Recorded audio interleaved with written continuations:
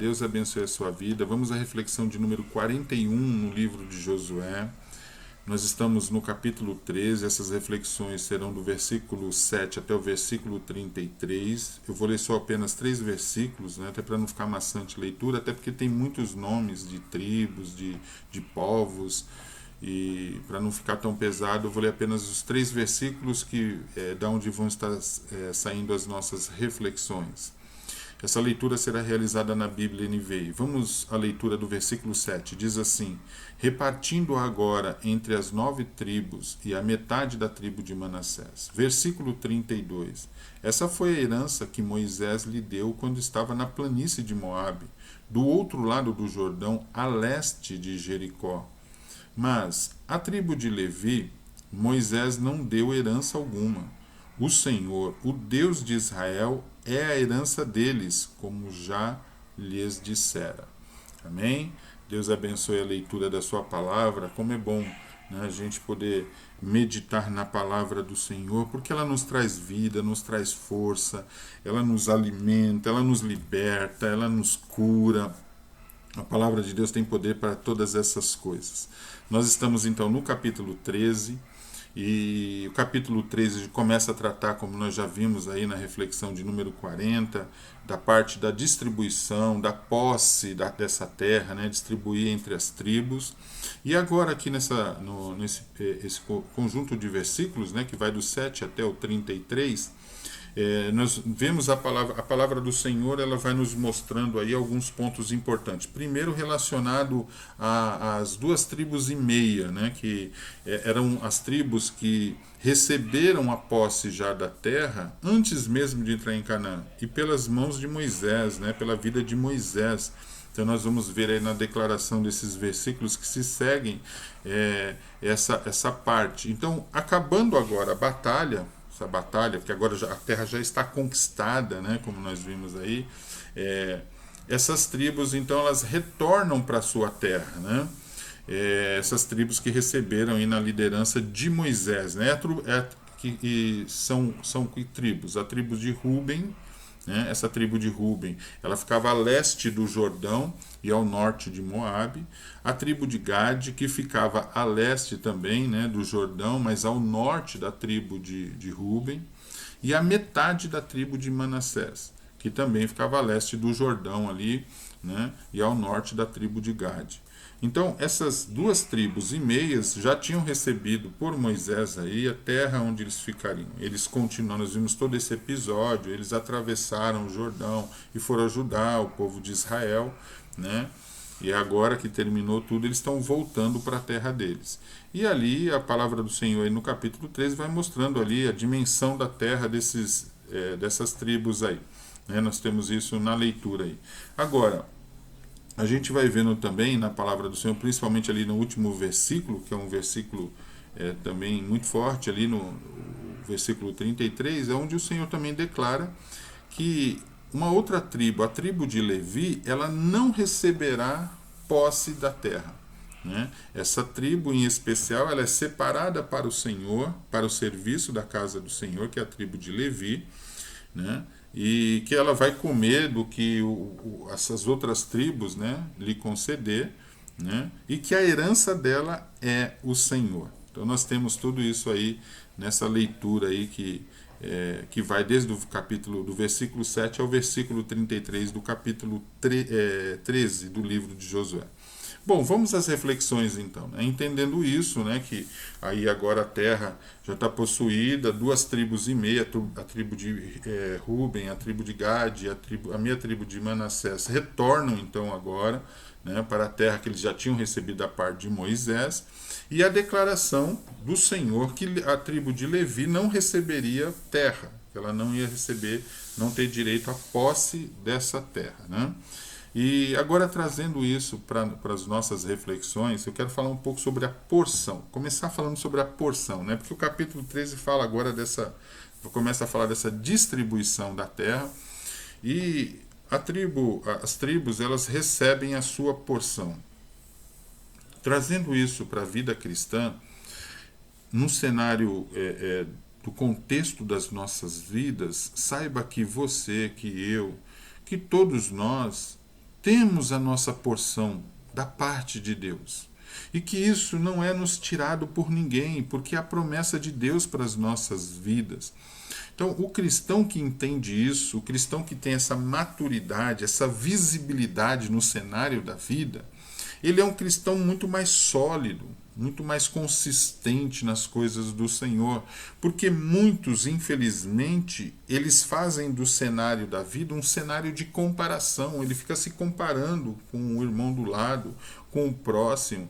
Infelizmente, tem aqueles ainda que olham até para o ímpio. Quantos alertas nós temos na palavra do Senhor para nós não olharmos por essa coisa da riqueza do ímpio, né? Não ficarmos tendo inveja disso. Então a palavra nos orienta sobre tudo isso. Alguns levam a vida deixando de olhar para aquilo que Deus tem nos concedido e tem começado a olhar para os outros, permitindo até que entre a inveja no seu coração, ou pior do que isso, né? Fazendo de uma vida de competitividade. Se ele comprou um carro desse ano, eu vou comprar um do próximo ano, quero estar sempre melhor que esse, melhor que aquele. O mundo é assim, né? Mas o homem e a mulher de Deus, né? Falando dessa porção, nós somos gratos a Deus, como diz a palavra do Senhor, em tudo dê graças a Deus. Né? Paulo diz que ele chegou numa área de contentamento de vida cristã, que ele podia todas as coisas naquele que o fortalecia. Ele podia passar por momentos de dificuldade, de perda, assim como momentos de abundância e momentos de ganho. Mas que em todas elas a alegria dele era saber que o Senhor estava na sua vida, que ele tinha uma vida na presença do Senhor, é que ele é de pertencer ao reino, é de ter o nome escrito no livro da vida. Então, esse contentamento tem que estar nas nossas vidas. O cristão precisa entender que o que você tem que ter como homem, como mulher, como família, como profissional, como bens, o Senhor já te concedeu, ou ainda vai te conceder muitas coisas, eu creio. Mas tudo aquilo que vier, se é o que nós esperávamos, ou se vem a mais, ou se vier a menos, vamos ser gratos ao Senhor. E as coisas que recebemos de Deus não é para pegar os nossos olhos e ficar comparando com esse e com aquele, mas é para olharmos para o Senhor e sermos gratos a Deus todos os dias, porque Deus é bom, Deus é justo, Deus é fiel. E quando a gente olha nessa questão da distribuição da terra, tem um detalhe importante, que o Senhor não deixa Josué distribuir a terra segundo o seu coração. Olha que coisa tremenda. Não é Josué que era, Deus ia orientar Josué o que era para Josué entregar para cada tribo. Olha que maravilha! Então não está na mão dos homens, não está na mão da empresa que você trabalha, ou não está na mão da sociedade onde você vive. A posse, as bênçãos que Deus tem para a sua vida, ela vai vir direto da mão do Senhor para você. E Deus, claro, vai usar os homens, vai usar as instituições, vai usar o contexto da vida, mas a sua bênção, a sua porção virá até você. Então olha para o que você tem, dá graças a Deus por respirar, por enxergar, por ouvir, por andar, por ter mãos, pés. Dá graças a Deus porque em paz você deita, em paz você levanta. Dá graças a Deus porque hoje você ainda pode glorificar o nome do Senhor, porque há fôlego de vida em você. Dá graças a Deus pelos filhos que você tem, ou não pelos filhos, né? Ou ficar sofrendo pelos filhos que você queria ter e não tem. Dá graças a Deus por tudo que o Senhor tem te concedido. Né? E quando eu olho para essa parte do texto, né? Quando a gente vai lendo ali o capítulo 13, o Senhor já falando sobre a posse da terra, que especificamente aquelas 2,5 tribos que voltam ali para suas terras, né? E olhar para nós mesmos e ver quantas coisas o Senhor tem nos concedido. Deus é bom, Deus é fiel, Deus é justo. E por isso que ele não deixou que Josué fizesse a distribuição segundo o que ele queria fazer, segundo o seu coração. Mas que Josué recebesse, né, ouvisse a voz de Deus para a distribuição da terra. Que Deus ia dar a cada um a sua porção segundo a sua vontade, segundo a justiça de Deus. E o Deus que eu estou falando é um Deus fiel. Amém? O que é seu, o Senhor vai te entregar. Amém? E seja grato por isso. Amém? Seja abençoado por isso. Se o outro tem mais, ou se o outro tem menos, isso não é motivo de alegria ou de tristeza em nossas vidas. Muito pelo contrário, vamos orar para que Deus abençoe a todos. Mas vamos agradecer a Deus sempre pelo que nós temos, e isso é maravilhoso. Então cada um de nós temos a nossa porção na terra, não precisamos viver essa vida, né, de comparação, não viva. Se você está hoje vivendo assim, olhando para o seu vizinho, olhando para o lado, olhando para os bens dos outros, principalmente daquele que não é cristão, né, mude de vida. Deus te chamou para um propósito muito maior, que você venha viver uma vida de alegria, que você entre pelas portas da casa de Deus com louvor, com cântico, com hino, como diz ali o Salmo de número 100, né? Que você possa entrar na presença do Senhor de forma abençoada. Olha o Salmo 150, entre com cântico, louvai ao Senhor com tudo que você tem. Seja abençoado por isso. Isso é maravilhoso. Então nós temos isso nesse momento aqui, olhando para a questão das posses. Uma outra reflexão que eu gostaria de compartilhar com você dentro desse corte do texto aí da palavra do Senhor, é o que ele fala sobre a tribo de Levi. Que a tribo de Levi, ela não ia receber a posse da terra, mas que ela ia se contentar somente tendo o Senhor como herança da sua vida. E é maravilhoso isso. O versículo 33, ele fala isso com muita força, né? No versículo 33, a gente viu dizendo assim: mas a tribo de Levi, Moisés não deu herança alguma. O Senhor, o Deus de Israel, é a herança deles, como já lhe dissera. Então veja bem, eles recebem o comissionamento de servir, de adorar a Deus. Isso é muito importante. E isso é importante para entendermos que a vida do cristão é assim. Eles foram reservados, separados para o serviço do Senhor, né? E trazendo isso para o nosso dia a dia, né? Como uma reflexão, é importante nós entendermos que aquela pessoa que vive do Evangelho, que prega o Evangelho, que está aí nas missões, evangelizando, pregando a palavra, ele é digno de receber aí o seu salário, sim, porque a palavra do Senhor diz assim, lá em 1ª carta de Coríntios, capítulo 9, versículo 14, diz assim: assim ordenou também o Senhor aos que anunciam o Evangelho, que vivam do Evangelho. Está lá em 1ª carta de Coríntios, capítulo 9, versículo 14. Então é claro que tem alguns que tiveram um chamado bem mais específico do que outros, né? Olha, das 12 tribos ali, a tribo de Levi foi escolhida para o serviço da casa do Senhor.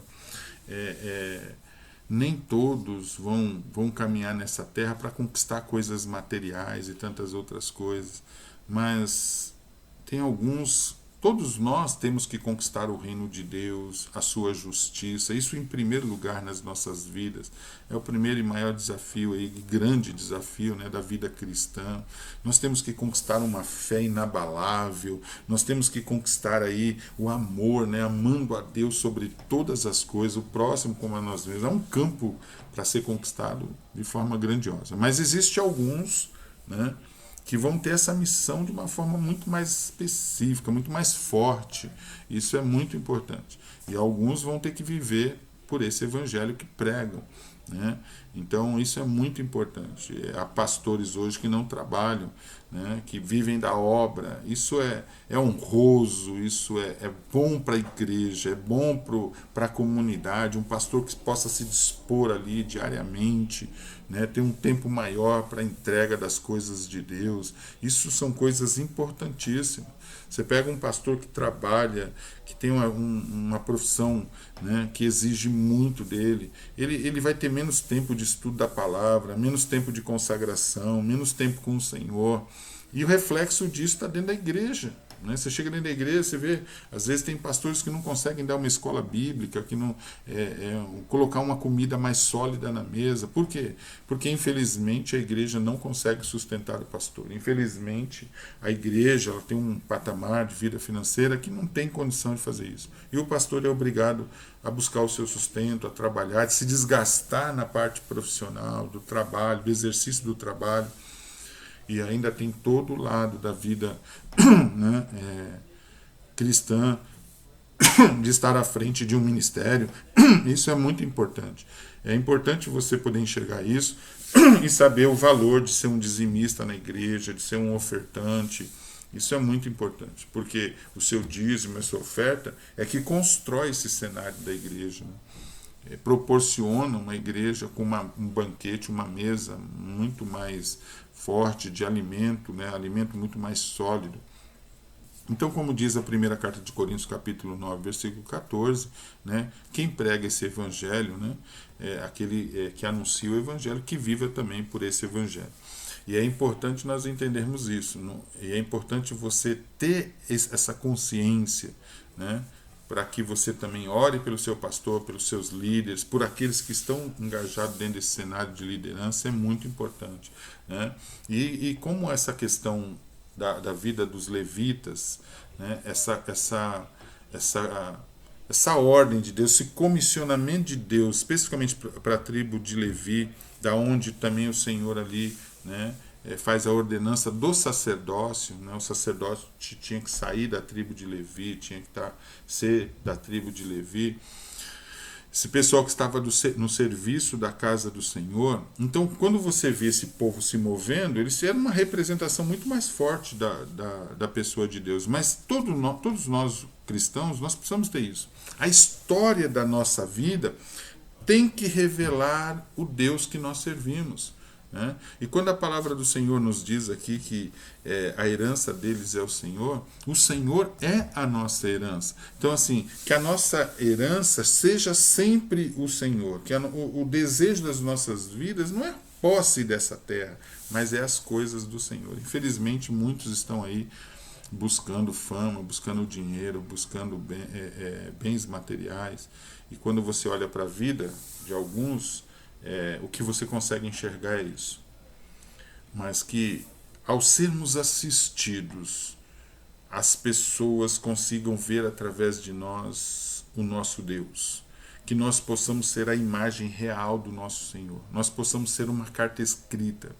Porque nós não estamos aí atrás das coisas materiais, de coisas físicas, mas nós vivemos em função de uma pessoa que é Deus. Isso é muito importante.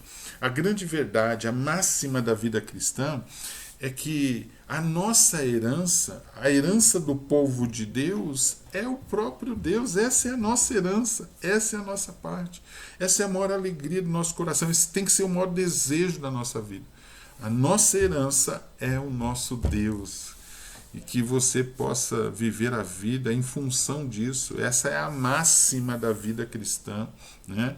Que a nossa herança é o nosso Deus. E a tribo de Levi teve esse privilégio de ser separada, e o Senhor declarar que a herança deles era o próprio Senhor. Nossa, que coisa tremenda, né? Que isso possa estar declarado na sua vida, que a sua herança seja o Senhor, né? Porque essa é a nossa máxima, né, do povo de Deus, né? A herança do povo de Deus é o nosso próprio Deus. E que isso possa ser muito forte no seu coração, e que ao lerem a história da sua vida, ao assistirem a sua vida, o que eles possam encontrar nisso é o Senhor.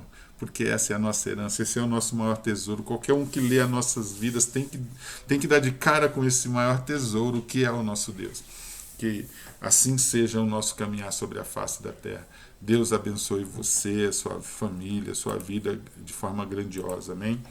E que a cada dia nós possamos ser, né, o instrumento de Deus. A cada dia nós possamos ser a imagem de Deus nessa terra. Cada dia uma imagem mais forte, mais viva, pelo que o Senhor tem construído em nossas vidas. Deus te abençoe grandemente. Amém.